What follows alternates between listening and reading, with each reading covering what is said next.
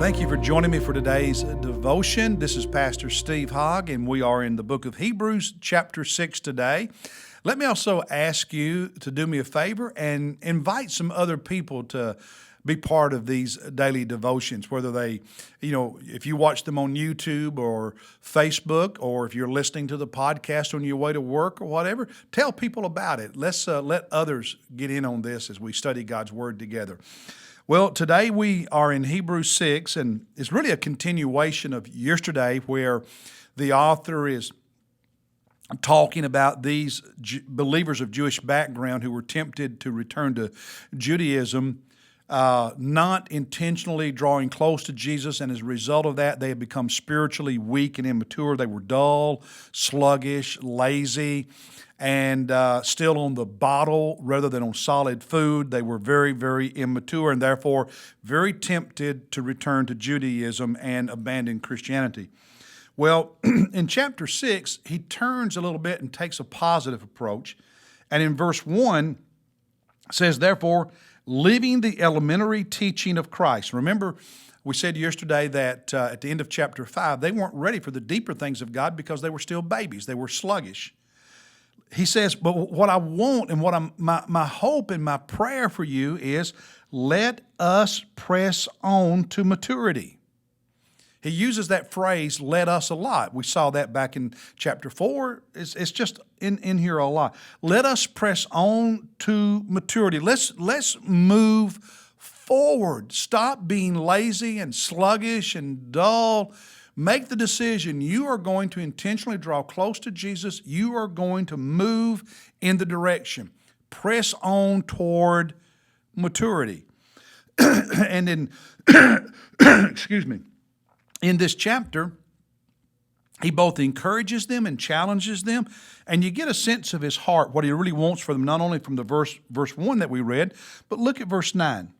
He says, beloved, we are convinced of better things concerning you and the things that accompany salvation. Your failure to grow is it makes you look like somebody who's not really saved.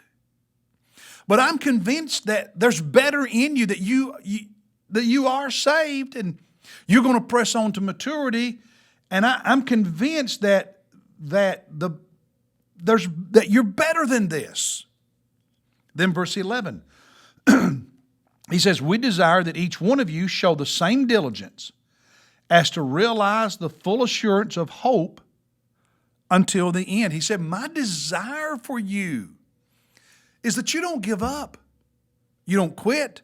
You push on, and you reach the point where your faith is strong and you are filled with hope that comes from faith in Jesus.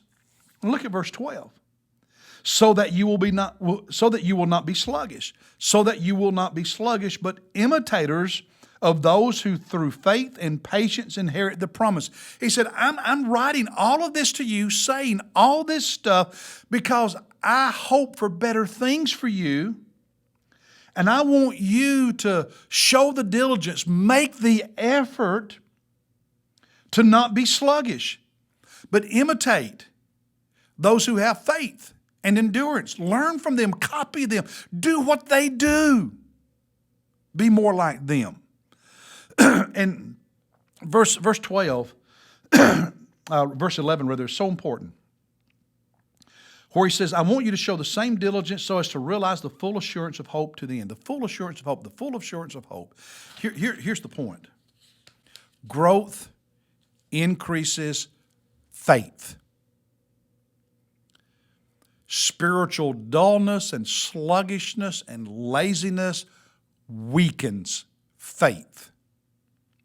There is a direct correlation between the effort you put into growing and the strength of your faith.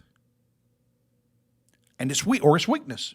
If you're not putting in the effort to grow, your faith is weak and will stay weak. How does a person who's not in shape get in shape? They have to begin working at it. How do you grow? Work at it. How do you increase your faith? Work at growing spiritually. Be intentional about it and keep doing it until the day you see Jesus Christ. That's the challenge for today. I hope you'll do that, and look forward to being with you tomorrow.